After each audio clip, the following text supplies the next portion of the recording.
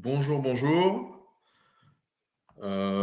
Écoutez, je vois qu'il y a quelques personnes qui viennent d'arriver pour ce webinaire.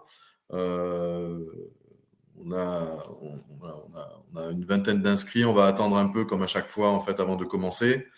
Euh, on va attendre. On va commencer d'ici une petite minute.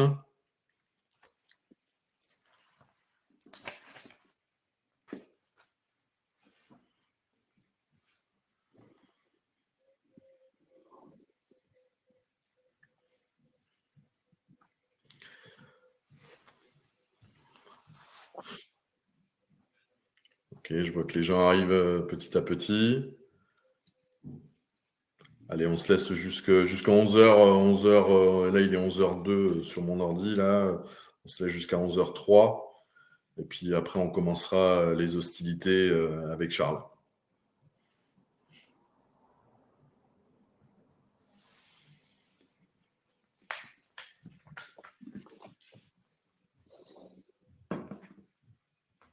Bonjour Grégory. Bonjour Yosra. Je vois ceux qui sont. Je vois pas tout le monde. Sonia, Baptiste, Jean-Noël. Alors, est-ce qu'on vous entend, Jean-Noël? Non, on vous entend pas. Par contre, on vous lit. Donc déjà, c'est une bonne chose. C'est pas mal. Donc, si à la fin vous avez des questions, voilà, vous pourrez les écrire, mais je vous entends pas. Voilà. Bon, il est 11h03. On va commencer ce webinaire. Donc, tout d'abord, Charles, je voulais te remercier euh, de m'accompagner en fait pendant ces 45 minutes. Voilà, Charles donc de chez Hibou qui est voilà un partenaire aussi de Synax. Donc merci infiniment d'avoir accepté en fait de participer à ce webinaire avec moi. Donc aujourd'hui, l'idée c'est d'explorer comment la collecte et l'analyse des données provenant en fait des diverses machines que l'on peut avoir en fait sur donc les carrières ou les plateformes de recyclage peuvent révolutionner la gestion en fait des équipements. On va aussi aborder également comment cette approche finalement facilite la gestion proactive du parc de matériel en optimisant l'utilisation des équipements et en mettant en place des stratégies de maintenance prédictive.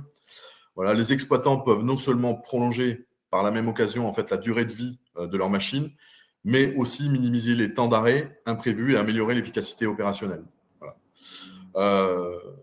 Il y a un dernier objectif de cette centralisation des données, c'est de permettre aux exploitants de consolider les informations recueillies et surtout de les exploiter efficacement et de gérer en fait leur flotte de manière optimale. Moi, je dirais que grâce à ces données, les entreprises, elles peuvent suivre l'utilisation de leurs équipements de façon précise.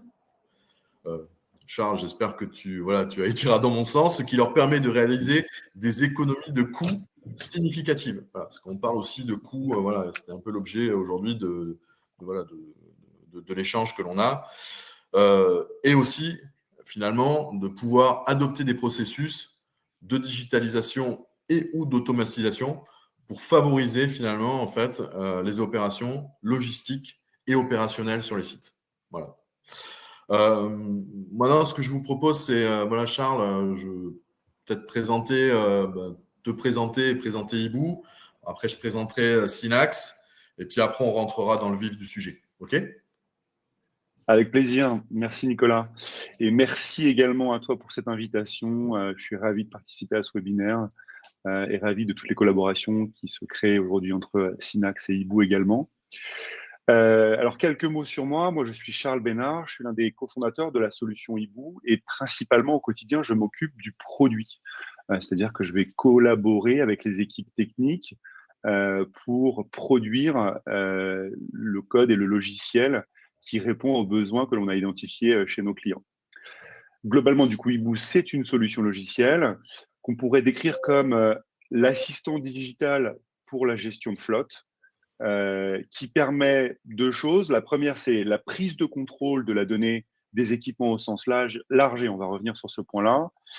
Et de l'autre côté, d'explorer cette information et possiblement de la rendre actionnable pour améliorer différents axes, mais aujourd'hui, on va parler de performance financière, performance opérationnelle, dans lequel évidemment se trouve la maintenance, et de performance environnementale, qui est un enjeu significatif aujourd'hui dans tous ces secteurs industriels. Globalement, Hibou, aujourd'hui, c'est un peu plus de 70 000 machines traitées. Et globalement, on opère à la fois sur de la construction, sur des sites d'extraction, mais aussi sur des flottes de gestion des déchets et autres variables dans la gestion des équipements. Donc, encore une fois, ravi, Nicolas, d'être aujourd'hui avec vous sur cette thématique qui me paraît particulièrement essentielle.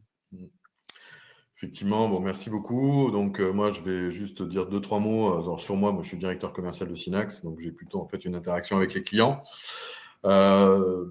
Synax, c'est 20 ans d'existence, en fait, voilà, adressant à l'industrie des matériaux. Bon, principalement, les clients sont les carrières, les centrales à béton, les centrales d'enrobé, les plateformes de recyclage. Aujourd'hui, on a 3 axes dans nos activités. Une première, en fait, on est éditeur de logiciels. Voilà, où on a un logiciel en fait de gestion de pesée, voilà, qui va faire en fait tout le flux de la pesée.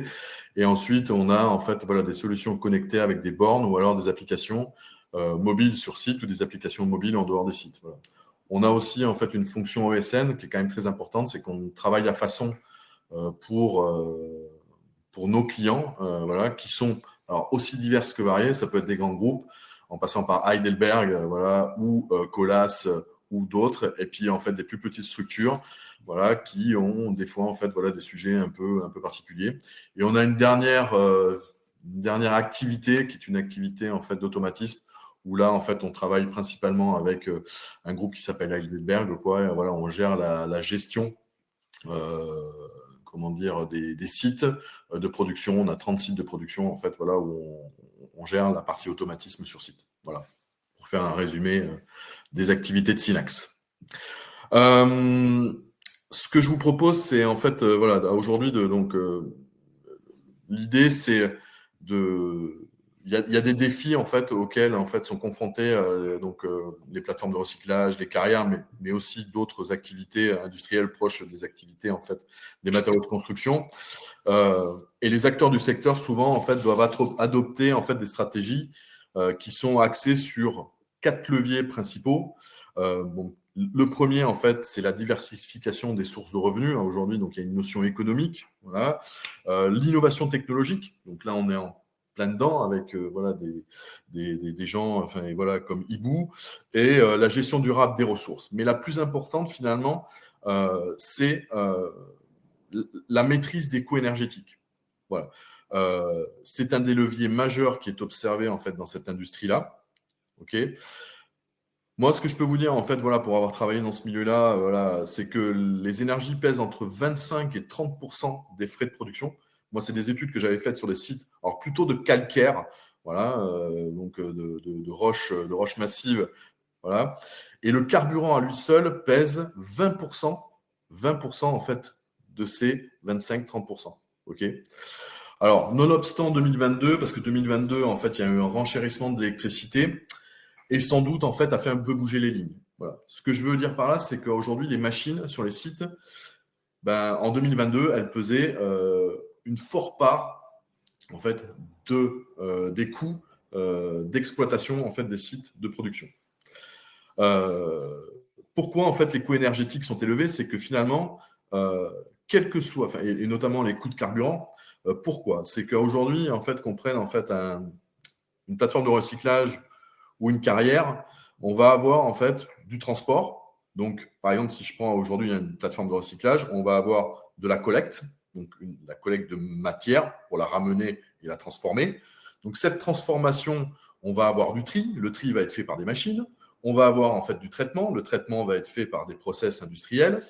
On va avoir la commercialisation. Donc, la commercialisation nécessite de reprendre le matériau, donc de le charger et de le transporter. Dans les carrières, ça va être exactement la même chose.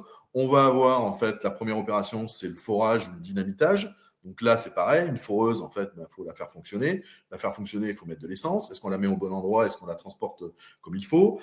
On va avoir l'extraction. Donc l'extraction, on va avoir les dumpers, on va avoir en fait les pelles qui vont en fait charger la matière pour pouvoir l'amener en fait sur le process industriel. Et on va avoir après le traitement. Donc dans le traitement, bon, il y a le process industriel. Il va y avoir le déstockage éventuellement des matériaux parce que un produit à ce moment-là on en fait trop, notamment en fait voilà, il y a certains produits qui sont des coproduits. Je pense notamment des fois au sable, voilà, parce qu'on produit beaucoup de sable, on veut du gravier, mais on produit du sable, donc on va le déstocker. Donc si on le déstocke, on va faire bouger des chargeuses. Et ensuite, on va avoir en fait à nouveau la commercialisation. Voilà. Donc en résumé, bien que les plateformes et les carrières participent à certains processus de base, chacune présente ses propres défis logistiques liés à la collecte, au tri, au traitement et à la commercialisation des matériaux. Donc une gestion efficace de ces défis est essentiel pour assurer le fonctionnement réussi de ces installations. Et dans le fonctionnement de ces installations, il y a tout le matériel en fait qui est dessus, et notamment en fait le matériel roulant. Voilà. Donc, moi, je voudrais commencer par poser une question, parce que là, je ne suis pas un spécialiste, donc je vais faire appel aux spécialistes de la data que tu es. On sait qu'aujourd'hui, la data, c'est un support incontournable. Notamment, on l'a vu, pour l'efficience de l'exploitation des carrières et des plateformes de recyclage, mais d'autres activités aussi. Et moi, je voudrais en fait savoir qu'est-ce que tu entends, toi, par centralisation des données des équipements dans le contexte dont on parle, quoi, et peut-être plus précisément, peut-être dans le secteur des industries extractives. Tout à fait. Aujourd'hui, quasiment l'ensemble des machines et plus généralement des sites sont connectés ou de plus en plus connectés. Soit de façon native, c'est-à-dire par le fabricant de l'équipement, soit en seconde monte, c'est-à-dire on va déposer des boîtiers ici et là pour récupérer et produire de l'information. Et cette tendance, elle est explosive, c'est-à-dire que la surface digitale par matériel tend à véritablement augmenter. Plus particulièrement dans l'univers de l'industrie extractive, on pense aux machines, mais on peut aussi penser aux parties, aux parts, comme disent les anglo-saxons, c'est-à-dire les pneus qui sont connectés, les pesons qui sont connectés, les godets qui sont connectés, les cabines qui sont connectées, etc. Et d'autres composants également du site, comme les concasseurs, les convoyeurs. Et généralement, aujourd'hui, alors c'est pas toujours aussi simple, mais on vous livre la machine, on vous livre les clés pour démarrer la machine, si je l'image, mais on vous livre aussi les clés de ce que l'on appelle une API qui vous permet d'accéder à cette information. Donc, en fait, cette information, pour beaucoup, elle existe, elle a une certaine forme de disponibilité, mais peut-être pas peu, mais pas suffisamment d'acteurs en tirent véritablement profit. Pourquoi? Parce qu'il y a vraiment des défis techniques compliqués pour récupérer cette donnée et la rendre exploitable. Et donc, quand on parle de centralisation de la donnée, ça veut dire que sur un site, on est dans la diversité des marques, des types de données, des types d'accès à la récupération de la donnée, et c'est un premier challenge. Qu'est-ce que je vais avoir comme capacité pour prendre le contrôle de cette matière?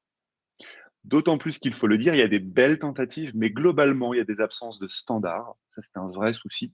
On sait aujourd'hui que le European Data Act, par exemple, travaille sur une mobilisation des acteurs afin d'aller dans le sens d'une standardisation de l'information. Mais aujourd'hui, même s'il existe des normes pour les machines, celles qui me concernent particulièrement, comme la EMP, aucune structure, qu'elle soit à l'échelle du fabricant ou à l'échelle du boîtier, n'a d'obligation de se faire auditer pour dire je peux me revendiquer de cette source, de ce standard. Donc ça crée forcément quelque chose d'assez complexe et pas forcément surmontable sans y mettre vraiment un niveau d'effort qui a lui-même un certain coût. Il y a un niveau supérieur, une fois qu'on a cette donnée, elle est relativement normalisée, c'est comment est-ce que je les couple, ces informations, pour pouvoir créer des cas d'usage. Et en fait, c'est ça qui est important. Avoir la donnée à l'état brut, bien rangée sur une étagère, ça ne sert pas vraiment à grand-chose. Il va falloir la regrouper pour la préparer à être utilisée dans un contexte métier. Et ça part des sujets très simples comme où se trouvent mes machines. Et ça, sur un site, on va voir que le flux d'une machine, ça passe par la localisation, donc c'est une donnée qui est centrale, jusqu'à des cas d'usage beaucoup plus compliqués qui vont croiser des tonnes d'informations, comme la mesure des cycles ou le mass flow pour identifier quelle matière va jusqu'à quel endroit, etc. Bon, il y en a plein des cas d'usage, mais globalement, il y en a qui sont aujourd'hui relativement faciles ou à portée de main, et d'autres qui sont encore très compliqués à mettre en place. Je rajouterais qu'il y a un autre élément qui est compliqué dans la centralisation de l'information, c'est qu'il y a à la fois la machine, mais il y a aussi ce qu'on appelle les zones. Un site opérationnel, c'est une multitude de contextes. Et c'est ça qu'il faut comprendre. C'est ma machine, elle passe combien de temps à côté de mon concasseur? Elle passe combien de temps sur ma zone de stockage, de déstockage, de ma chargeuse, de parking, etc. Et donc, il faut que l'on apporte cet élément contextuel pour pouvoir vraiment être en capacité de challenger, OK, ma performance de la maintenance, qu'est-ce que c'est, etc., etc. Donc voilà, l'enjeu, c'est la difficulté technique d'avoir des données au même endroit alors qu'elles sont plurielles, et ensuite de les formater pour pouvoir traiter des cas d'usage. Écoute, je pense que c'est super clair. Voilà. Et une fois que voilà, finalement, on a centralisé ces données, on veut en tirer des avantages. Et quels avantages pour toi tangibles y a-t-il en fait à centraliser les données de ces équipements en fait dont tu parlais en termes de performance financière et énergétique finalement? Ouais, alors juste pour passer du coup sur les cas d'usage, dès lors qu'on traite de la donnée, les cas d'usage sont assez divers. Il y a plein de choses qu'on va pouvoir faire. C'est un véritable atout pour agir sur différents environnements de performance. Donc, on a dit financière, on a dit énergétique, on a dit globalement la performance opérationnelle. Si je rentre dans les enjeux financiers, je vais regarder des données plutôt sur mes consommations de carburant, le taux de ralenti, qui est une expression du gâchis quelque part, les taux d'utilisation, les temps passés sur les différentes zones. Quand on pense aux enjeux environnementaux, bah, du coup, on va forcément avoir une traduction de cette notion de carburant ou d'énergie consommée. Il n'y a pas que le carburant, il y a aussi les énergies électriques aujourd'hui qui sont de plus en plus présentes sur les sites. Et il faut savoir les mesurer et avoir les bons calculs avec les bons facteurs d'émission pour pouvoir produire cette information. Et il y a évidemment les enjeux opérationnels, donc la disponibilité de la machine, la sécurité sur le site et la maintenance. La maintenance, c'est un domaine clé. C'est étroitement associé, la maintenance, à une notion d'anticipation et de réactivité. Et ça, c'est deux domaines un peu de prédilection pour la donnée. C'est un peu ce que la donnée permet par rapport au monde d'avant où il fallait qu'on soit en permanence dans le contrôle quasi manuel de la chose.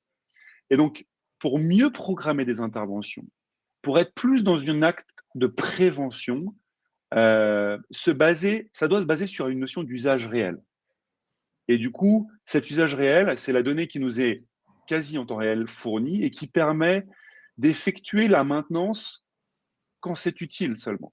Et donc, financièrement parlant, il faut quand même faire la maintenance le mieux possible, mais la faire au bon moment. Si on la fait en anticipation, possiblement, c'est moins pertinent. Il faut aussi s'appuyer sur la donnée pour possiblement rajouter d'autres prismes d'information. Les pneus, dans le cadre de la mine, de la carrière, c'est un élément qui est hyper important, hyper coûteux, mais hyper important. Essentiel. Un pneu sous-gonflé ou pas gonflé au bon niveau, c'est une surconsommation, des risques d'accident et donc du coup une aussi consommation énergétique complémentaire.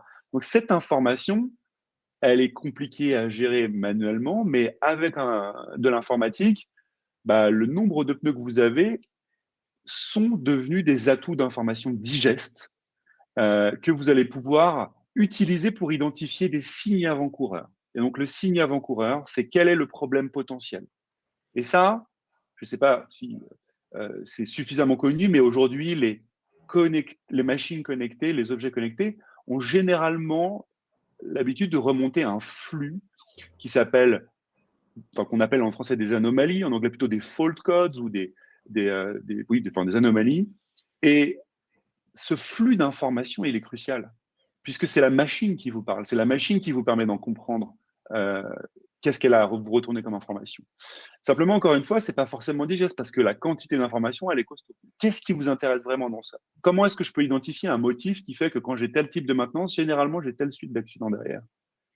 Bah, tout ça, ce sont des éléments qui sont faisables avec la donnée. et qui, du coup, permettent la réduction des temps des temps d'arrêt, les temps d'arrêt qui sont souvent imprévus, et du coup, possiblement diminuer les coûts de réparation dans l'urgence. Un mot sur la maintenance prédictive, parce que je pense que tout le monde a ce mot rapidement à la bouche. La maintenance, souvent on parle de maintenance préventive et de maintenance prédictive. La maintenance prédictive, je pense que ça nourrit un peu un idéal, mais qui est quand même un idéal relativement complexe. Anticiper réellement si tout ou partie d'un équipement va se heurter à un problème, ça nécessite une véritable connaissance de la technicité pour explorer de l'information. Il y a quand même quelque chose de très pertinent avec la technologie qui arrive, et notamment l'IA. Aujourd'hui, ce qui était particulièrement compliqué à traiter, c'est-à-dire la masse d'informations déstructurées, devient plus facile ou plus à portée de main avec des notions d'IA, et des modèles prédictifs qui étaient compliqués deviennent à portée de main également. Mais ça nécessite d'avoir son historique de données pour être plus pertinent. Ça montre un petit peu aussi le devoir à chacun de prendre le contrôle de cette donnée. Plus vous avez de données, plus vous avez une masse d'informations qui est importante, qui pourra derrière vous emmener vers ces enjeux de performance opérationnelle, d'anticipation de maintenance et possiblement de prédiction de maintenance ou de panne plutôt. Euh, et certains acteurs sont très avancés et de plus en plus arrivent à avoir des résultats très performants sur comment je réduis mes temps d'arrêt, les temps d'arrêt non voulus, bien évidemment. Ouais, écoute, c'est super intéressant ce que tu dis. Moi, je me revois un peu dans les boîtes dans lesquelles j'ai bossé apparemment, avant, où effectivement cette maintenance préventive était très importante, voilà, et prédictive n'existait finalement que très peu, quoi, parce qu'aujourd'hui, les gens ne regardaient pas. Voilà. Et ce que tu dis est tout à fait vrai. Hein. Aujourd'hui, une panne, au-delà en fait, voilà, de générer des soucis, elle génère une perte financière très importante. Demain, si on n'a plus, je ne sais pas moi, euh, on a deux chargeurs qui tombent en panne en même temps, voilà, la probabilité elle est très très faible, mais elle peut arriver parce qu'on n'a pas eu les informations en temps réel, les informations qu'on a pu consolider. Voilà, on se retrouve à ne plus pouvoir charger les camions, et ce qui veut dire en fait qu'on perd en fait du volume, voilà, sur le site en question. Voilà. Donc je trouve qu'en fait c'est super important ce que tu viens de dire. Voilà. Et la maintenance prédictive, elle est de plus en plus importante en fait, notamment en fait dans ces activités-là. Après, une fois qu'on a centralisé, on a vu quels avantages on pouvait en tirer. Il faut rentrer un peu dans le dur, quoi, je dirais. Donc, ce que tu disais, c'est de prendre en fait finalement les bons éléments au bon moment. Donc, maintenant, il va falloir les exploiter ces données et aller vers une transition numérique, si possible. Donc, moi, j'ai envie de te dire comment, en fait, les données des machines aujourd'hui peuvent-elles être utilisées pour améliorer la gestion des flux dans les carrières et les plateformes de recyclage. Et si tu peux aussi, peut-être, dans la suite, nous donner quelques exemples concrets auxquels vous avez été confrontés chez Hibou. Bien sûr. Alors, je vais choisir quelques éléments parce que je pense qu'il y a beaucoup d'endroits sur lesquels on peut appliquer les bénéfices d'une analyse de la donnée. Mais je souhaiterais souligner quand même que ça nécessite un effort de transformation d'entreprise. C'est-à-dire qu'aujourd'hui, on a une nouvelle information, mais cette information, il faut s'y atteler dans son exploration.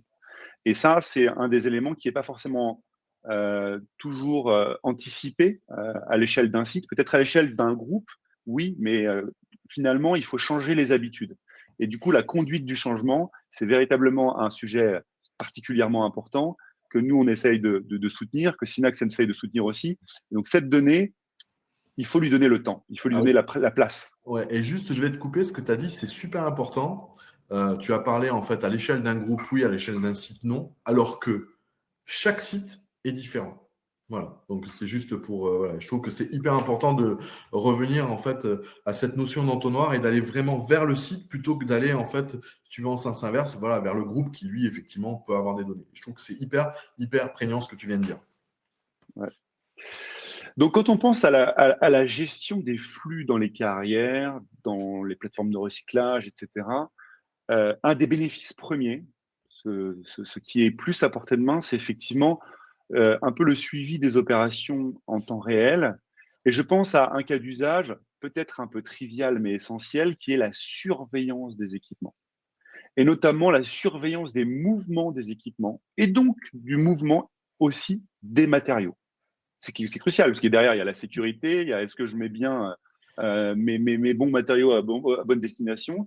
Et derrière, je vais pouvoir possiblement essayer de comprendre, est-ce que j'ai fait le bon chemin ou est-ce que mon chemin est optimisé en fonction de son origine-destination.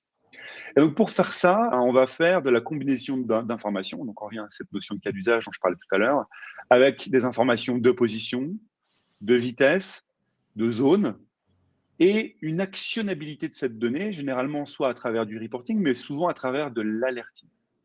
On parlait tout à l'heure de cette notion d'anticipation. Une des choses pour lesquelles est très pertinente la donnée, c'est vous rendre plus réactif. Et quand on est dans du temps réel, ce que vous cherchez, c'est de la réactivité. Est-ce que mes machines vont trop vite? À quel endroit? Dans quelle zone? Je veux réagir. Est-ce que ma machine passe dans un endroit où elle n'a pas l'autorisation? Je veux pouvoir réagir également. Et donc tout ça, les alertes permettent de veiller au bon parcours des équipements. Avoir un contrôle visuel possiblement dessus est également associé. Et donc les respects des règles de vitesse, mais aussi possiblement des heures de travail. Dans certains sites miniers, il est interdit de travailler au-delà de certaines heures. Comment est-ce qu'on peut s'assurer que tout ça est en permanence euh, respecté et contrôlable a posteriori parce que vous sauvegardez toute cette information. Attention, ne pas croire que c'est possible et facile dans tous les cas, parce qu'il y a toujours une problématique de est-ce que j'ai suffisamment de données disponibles.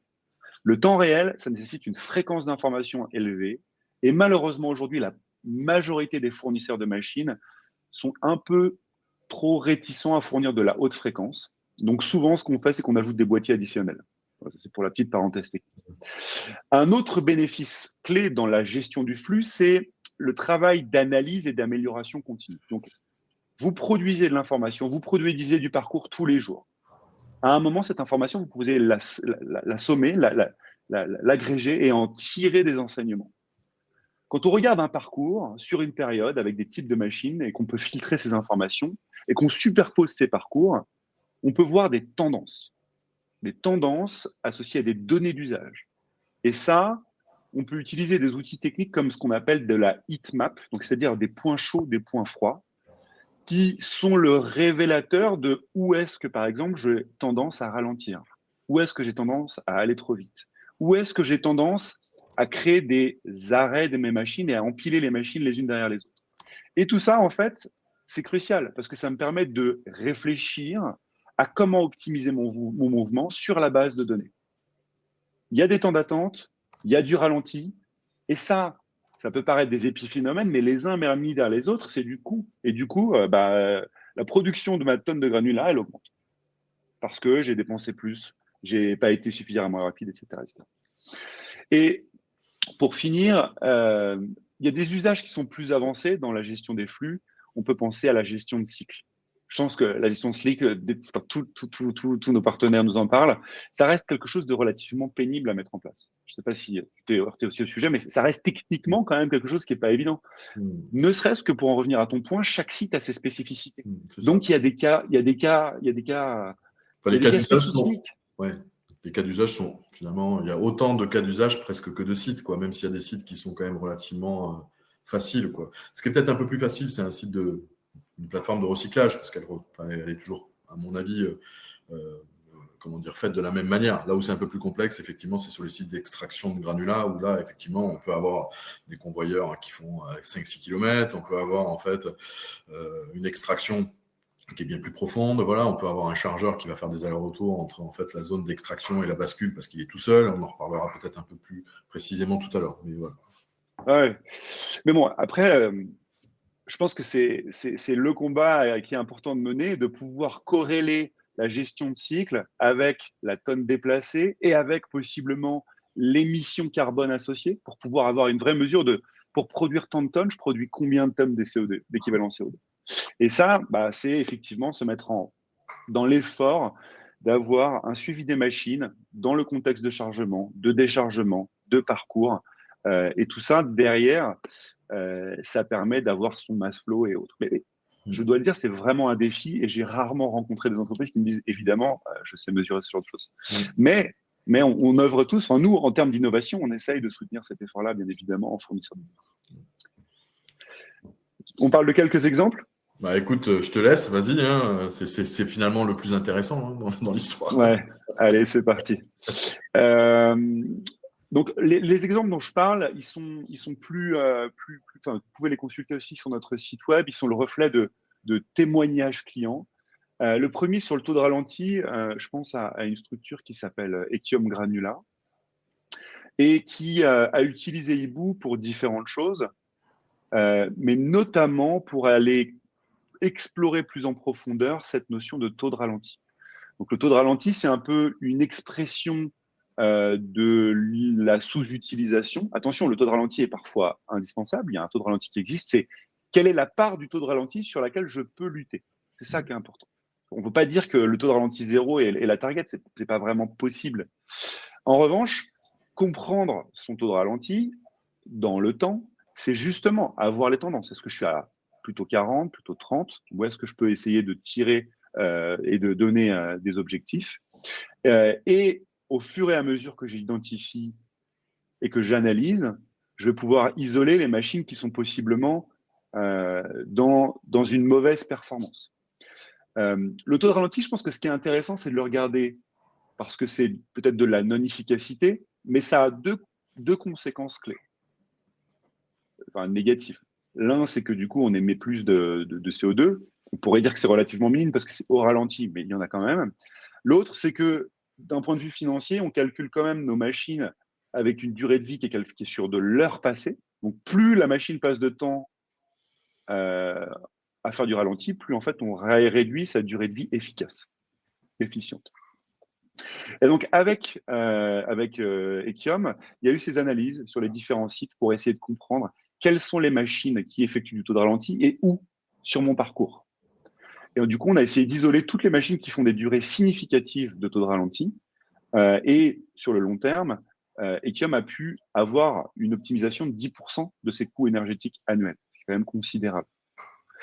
Et donc, tout ça, ça lui a permis aussi de se dire, mais si je traduis ce taux de ralenti en CO2 équivalent, quels peuvent être mes objectifs actionnables en termes de réduction d'empreinte carbone? Voilà. Et donc, derrière, effectivement, qu'est-ce qu'il y a comme action? Il y a de l'optimisation d'itinéraire, il y a de l'identification des comportements anormaux, mais il y a de la formation. C'est des choses relativement triviales, in fine, mais la donnée me donne l'information, je vois que mon analyse est pertinente sur le long terme et j'agis. Voilà. Un autre élément intéressant, c'est plus sur la maintenance.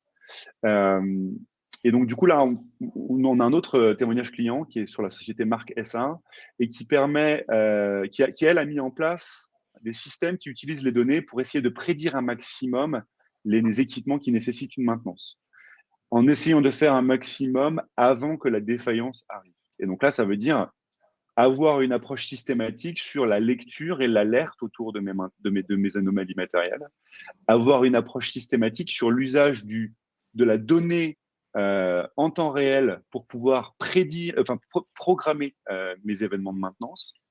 Et après un certain temps d'utilisation, Marquesa a permis de calculer des temps d'arrêt réduits de 15% depuis l'usage d'une solution data, ce qui entraîne indéniablement derrière une augmentation de la productivité et la réduction des coûts de maintenance. Voilà. Donc, c'est deux cas d'exemple qu'il faudrait explorer parce que derrière, dans les actions, il y a plein de choses, mais qui permettent de montrer que un acteur comme Epium ou un acteur comme Marquesa a profité de la donnée, l'un pour agir principalement sur des sujets de taux de ralenti, l'autre pour agir sur des sujets de maintenance. Voilà. Donc, des bénéfices qui sont clés et qui sont, je dirais pas forcément à portée de main, mais qui sont possibles aujourd'hui. La technologie est quand même de plus en plus fluide et permet à la fois d'avoir une solution comme la nôtre, mais aussi de les coupler possiblement avec des solutions comme la vôtre. Écoute, bon, merci beaucoup pour ces exemples voilà, qui sont plutôt assez concrets. Donc, Donc, quand on regarde bien, on a plein de problématiques rencontrées, voilà, depuis la gestion inefficace des allers-retours, la surutilisation des équipements, les fréquents arrêts opérationnels. Alors ça, c'est plutôt dû, en fait, si tu veux, sur les outils en fait de production pure, qui augmentent les coûts et diminuent l'efficacité, quoi. Voilà. Et l'efficacité opérationnelle sur les sites, elle est de plus en plus prégnante et de plus en plus importante. Voilà. Juste pour rebondir, parce que je vois un commentaire de Jean-Noël qui est intéressant sur le côté, est-ce que vous aviez des données sur les taux de ralenti maximal acceptables? Je pense que ça, c'est un élément d'information qui est génial. Je vais vous donner un exemple très, très basique de la vie courante, mais j'ai constamment des soucis de connectivité Wi-Fi dans mon bureau. Je fais des tests, j'ai un résultat, super, t'attends.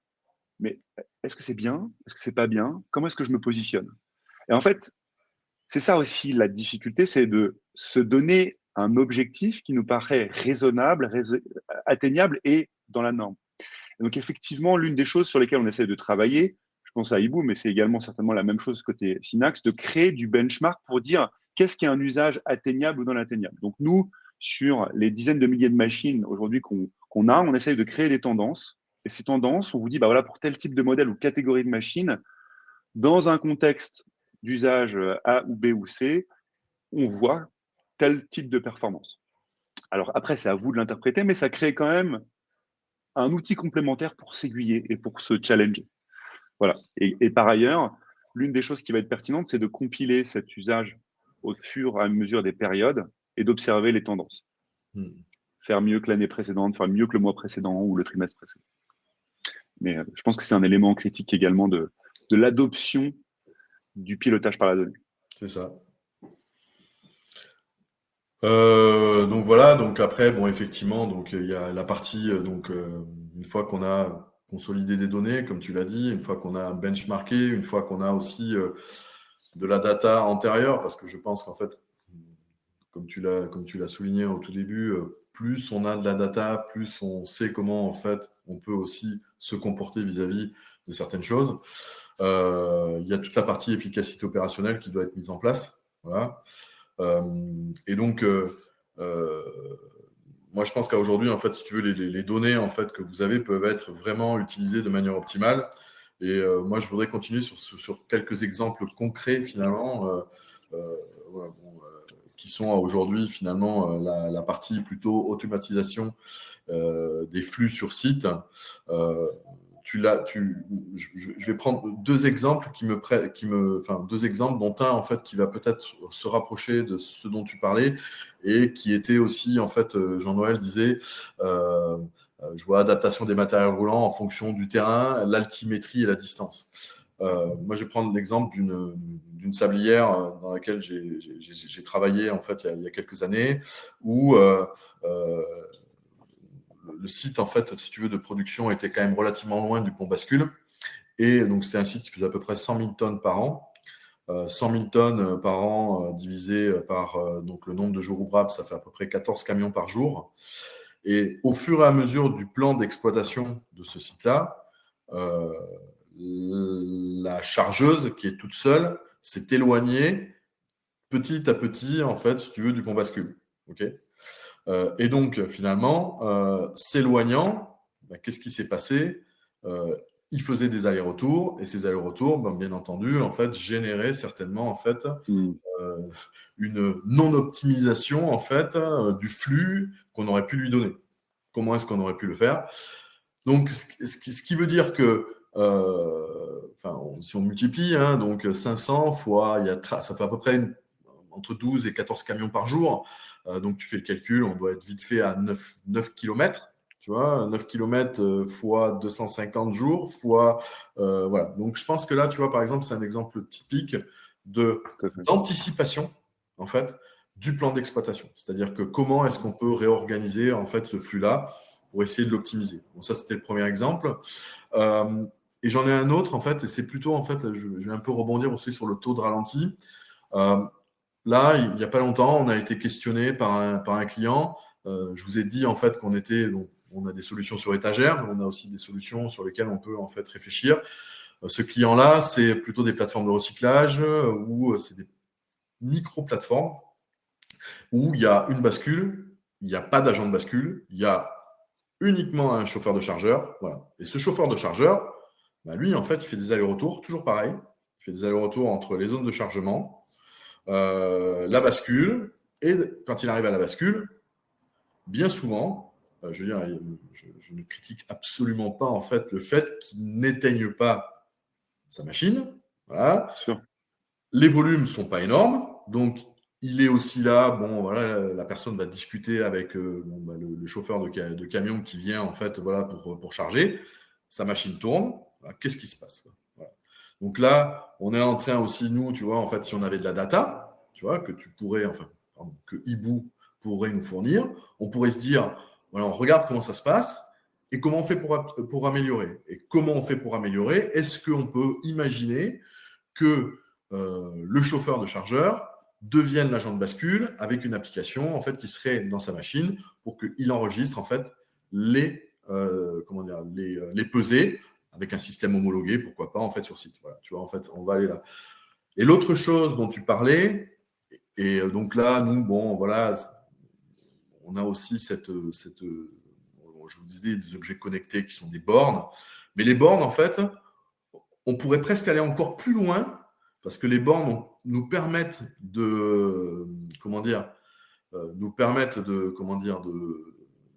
d'afficher, si tu veux, les différentes zones de chargement. Mais finalement, ce que tu disais, est-ce que ces zones de chargement, elles sont réellement optimales quant à leur environnement et à leur planification? Enfin, quand je dis planification, c'est plutôt leur plan.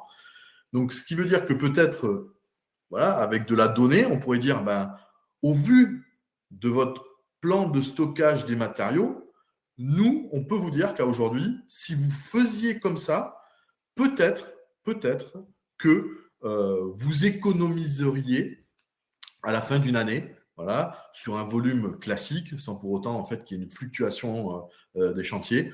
Peut-être que vous pourriez économiser, je ne sais pas moi, 10-20% en fait de vos frais de carburant parce qu'on a, enfin, voilà, Hibou s'est aperçu que voilà, on pouvait optimiser. Et la dernière chose, moi, sur laquelle en fait moi j'ai été très très très attentif à ce que tu disais, et ça c'est en fait quelque chose qui est de plus en plus remarqué et de plus en plus prégnant dans les grands groupes, mais aussi dans les petites structures, les structures moyennes, c'est la partie sécurité. Ça, c'est en fait, voilà, aujourd'hui, comme je l'ai dit, moi j'ai travaillé dans un grand groupe, quoi, et c'était le premier point qui était abordé, c'était la sécurité. Et comme tu dis, en fait, une meilleure gestion des flux sur site amène effectivement des économies substantielles, mais va certainement en fait favoriser en fait la sécurité sur le site. Et la sécurité sur le site, c'est quelque chose qui est très très très important. Voilà. Ah, Voilà ce sur quoi voilà, bon, tu vois, en fait, voilà, donc effectivement, il pourrait y avoir, enfin, on peut dire que si on a de la donnée, on peut aller vers de l'efficacité opérationnelle. Ça, c'est un fait. Voilà. Écoute, moi, je vais te laisser conclure parce que je sais que voilà, il y a et demain en fait. Donc, qu'est-ce qu'on peut faire, comment on peut le faire, et surtout, voilà, c'est que au-delà de comment on peut le faire et qu'est-ce qu'on peut faire, c'est que finalement aussi, et c'est pas moi d'en juger, peut-être malheureusement, on nous oblige, enfin, ou on oblige en fait les industries que sont donc les plateformes de recyclage ou les carrières, on les oblige de plus en plus à regarder en fait la partie, je dirais, environnementale en fait dans sa globalité. Ça, c'est indéniable. Je pense que l'ensemble des analyses, des dialogues et des tendances que l'on observe nous amène même à comprendre que demain, la notion RSE, responsabilité et engagement pour la réduction de l'impact carbone, c'est une question de compétitivité d'entreprise. La CSRD, c'est un sujet qui est certes administratif compliqué, mais qui devient une obligation légale au fur et à mesure des années pour les entreprises de plus en plus petites. En 2025, là, il va y avoir un gros volet qui va arriver. Et ça veut dire qu'il faut se préparer à pouvoir faire une nouvelle forme de comptabilité et se rendre compte que si on n'avance pas dans ce sens, il y a beaucoup de choses qui nous seront possiblement fermées. Alors, ce n'est pas forcément adapté dans tous les cas à l'extraction, mais pouvoir répondre à des appels d'offres publics, pouvoir obtenir des financements, euh, pouvoir répondre. Déjà, ces deux éléments-là, ou pouvoir répondre à la clause d'un appel d'offres qui est même parfois pas public, mais de pouvoir communiquer la donnée, sont des éléments qui sont, si on ne le fait pas, on sera exclu, de fait. Donc, il y a un côté, il faut se mettre en route. Il faut se mettre en ordre de marche. Et que ce soit Hibou ou Synax ou d'autres, il y a plein de solutions qui apportent de la digitalisation et de la prise de contrôle sur cette donnée. Avec, encore une fois, la réalité qu'il faut avoir, c'est la donnée seule, elle ne sert pas vraiment à grand-chose. Il faut pouvoir la traduire dans des cas d'usage, il faut pouvoir la manipuler, la rendre simplement exploitable. Donc, je pense qu'aujourd'hui, on a beaucoup travaillé sur une notion d'exploitation. Le côté calquer, c'est avoir un calque d'analyse usage, équivalent CO2, etc. Ça me permet de dire où est-ce que je peux agir. Il y a aussi tout un volet qui est plus reporting administratif et juridique, qui est aussi important parce que c'est une contrainte qui s'impose à nous et qu'il faut pouvoir entendre. Donc, je crois que l'idée, c'est de ne pas faire de cette donnée un problème, mais plutôt un atout, en le regardant sur la partie opérationnelle et sur la partie juridique. Parce que je pense qu'il y a véritablement des réductions de coûts, des gains de productivité et également un regain en sécurité. Nous, on a pu faire tourner un certain nombre de data sur certains sites, voir des voies qui se croisent, des horaires de travail qui ne sont pas adaptés, etc. Et tout ça sont des éléments qui sont complètement identifiables aujourd'hui avec de la technologie adaptée. Donc, nous sommes, je pense, le représentant d'innovations qui permettent d'avancer dans cette meilleure adoption de la technologie. Il ne faut pas faire de la technologie pour la technologie, mais ce sera certainement un bon atout pour rester compétitif demain. Bon. Écoute, merci infiniment, vraiment, Charles. Je vais reprendre juste, il y avait une question, en fait, j'avais dit que je la reprendrai. C'est Constance qui posait la question. Est-ce qu'Hibou ajoute des boîtiers supplémentaires sur les équipements? Voilà. Alors, Hibou, directement non, mais nous travaillons avec beaucoup de fabricants de boîtiers ou des prestataires. Ce qui, pour la petite histoire, Hibou a eu ses premiers pas dans l'industrie en tant que fabricant de boîtiers, puis en fait, on a arrêté. Et notre mission est venue aujourd'hui de faire justement, c'était la première question, cette agglomération d'informations. C'est-à-dire que si vous avez des boîtiers comme du Track-Unique, comme du Samsara, comme peu importe, on va être capable d'agréger ces informations et de vous créer une seule et même vision.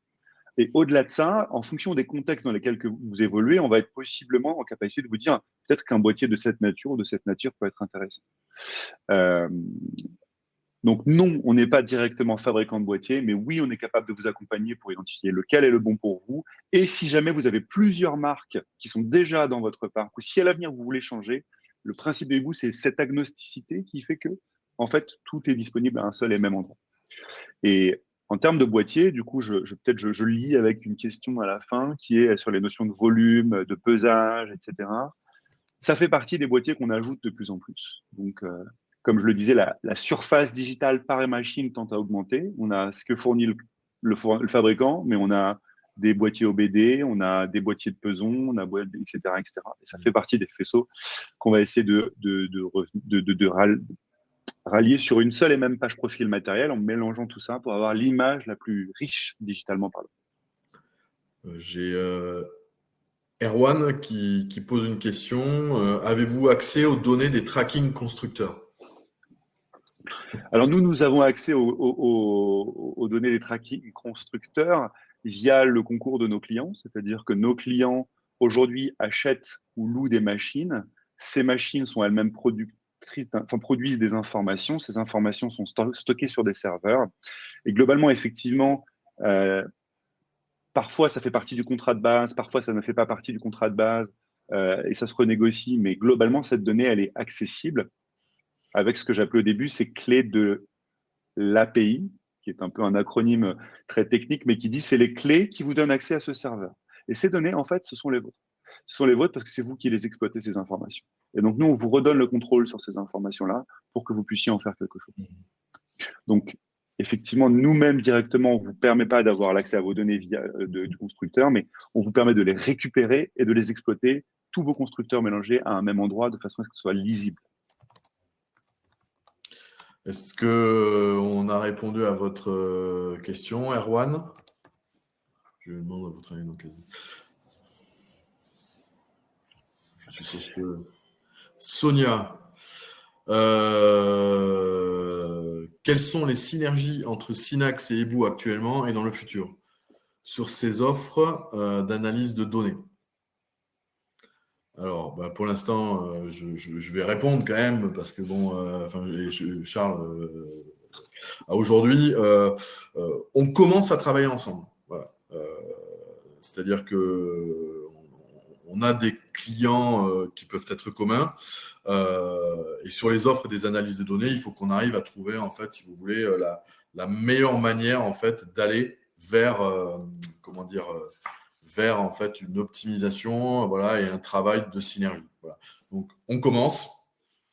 Voilà, on a quelques sujets. Voilà, on va pas non plus, on n'est pas ici pour voilà, faire du commerce. Donc on a quelques sujets et on espère voilà, que dans les semaines ou les mois à venir, on puisse voilà, afficher, je dirais, en fait, un partenariat avec peut-être voilà, une PME en fait, voilà, que je connais bien.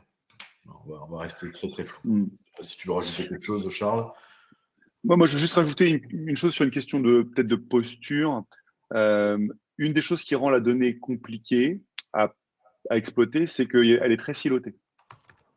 Et je pense que la posture de Synax et de Hibou, dans le fait de créer des connexions entre nos outils, possiblement, c'est justement pour faire en sorte qu'on ouvre vers d'autres cas d'usage. Et je pense que c'est important aujourd'hui de regarder des partenaires qui font cette démarche d'avoir, de libérer cette information, de libérer cette donnée. Personne ne peut prétendre à répondre à tous les cas d'usage. C'est plutôt en rendant cette donnée un peu liquide et en la couplant avec d'autres systèmes qu'on va pouvoir faire plus de choses. Ok. Je suis en train de répondre à Erwan parce que je crois que je le connais en fait. Très bien. Mais bon, je suis pas sûr, donc je préfère poser des questions plutôt que de m'avancer sur certaines choses. Mais au vu de ce qu'il me répond, voilà. Et voilà, c'est bien lui.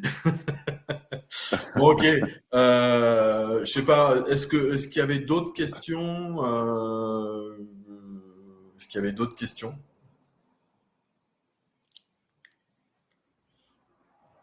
Non, on avait bon. Bon, moi, je vais conclure franchement, en te remerciant encore, Charles, parce que c'était vraiment super intéressant. Voilà, moi, j'ai appris plein de choses. Voilà, je trouve que, en fait, voilà, ce que tu dis est plutôt, franchement, super pertinent. Et puis, on voit que tu connais quand même très, très bien cette industrie-là. J'espère, en fait, qu'on pourra peut-être en refaire un ensemble, parce que pourquoi pas, en fait, sur d'autres sujets. On a parlé de la RSE. Voilà, on a parlé de la CSRD en fait, voilà, qui est peut-être voilà, quelque chose sur lequel on pourra peut-être amener en fait de la matière sur un prochain webinaire ensemble. Quoi. Voilà. Je te remercie encore infiniment. Je te souhaite voilà, une très bonne fin de journée et puis moi je te dis à très vite. Voilà. Et puis écoutez, merci de votre attention et je vous souhaite une excellente fin de journée. Merci beaucoup Nicolas et merci à tous les participants. Ouais, merci. Au revoir. Au revoir.